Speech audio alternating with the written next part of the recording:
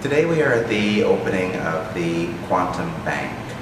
I believe that this is the first quantum bank ever to be opened anywhere in the world, which is very strange given that quantum physics has now been around for a century and that people realize, at least scientists, that reality is quantum and economists are always seeking to make the economy more real.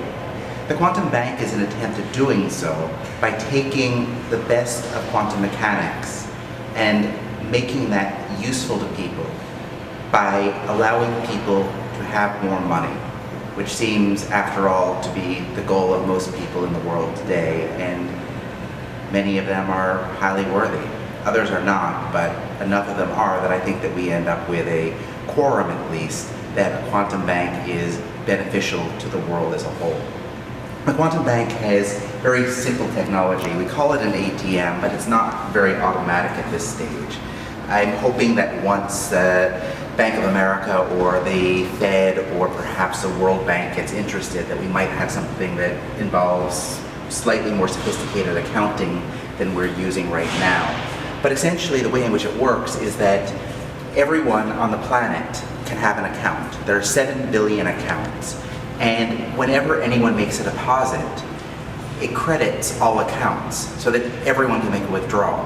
Now that may sound like a fraud or a sham, or at least a recipe for rampant inflation, but really it isn't, because this is not just about printing money the way we are doing it. This is about, in fact, having money in a quantum superposition so that the same money is in many pockets at the same time. So the technology uses at its core a uranium glass sphere. This green sphere emits alpha particles, very few, it's perfectly safe, but at the same time these particles are maybe not so safe for the big banks in terms of their Newtonian ideas about economics and the ways in which they typically make money right now. The sphere emits alpha particles that are allowed to pass through a grid of boxes. There are 7 billion boxes in the grid. And right now, with the mechanism open, the alpha particle will pass through only one box because the system is being measured. There's a dosimeter here that is measuring the system. So as a result, the quantum superposition collapses.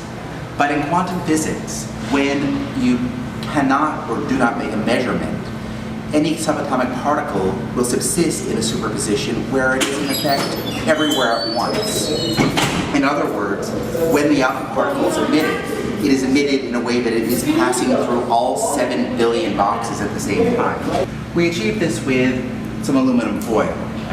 Again, the sophistication level might not really be up to the standards of your average tech geek, but it works. The foil will shield the alpha particles from escaping from the box. When I cover up the system, the quantum bank will therefore produce alpha particles that will subsist in a superposition such that whenever somebody makes a deposit, which can be made in any currency that you choose, in dollars, euros, yen, whatever you want, when a deposit is made, that person simply will write in the transaction book the date of the transaction and will mark the deposit, not only for their own account, but for every other account in the system that already has a name assigned to it. At present, I have the only account, but I think that within hours we might be up to at least 1 million or maybe 100, 10. I don't know. I have 20 ready to go, and after that we're probably going to need to go back to the stationery store for some more paper. But that's a technicality. So once the deposit has been filled in for all existing accounts, anyone who has an account can make a withdrawal. The withdrawals are made in quanta, which is the currency of the quantum bank. Banknotes, like banknotes for many banks historically, are printed by the quantum bank. And the quantum is printed right here using a rubber stamp on paper that uses gold ink.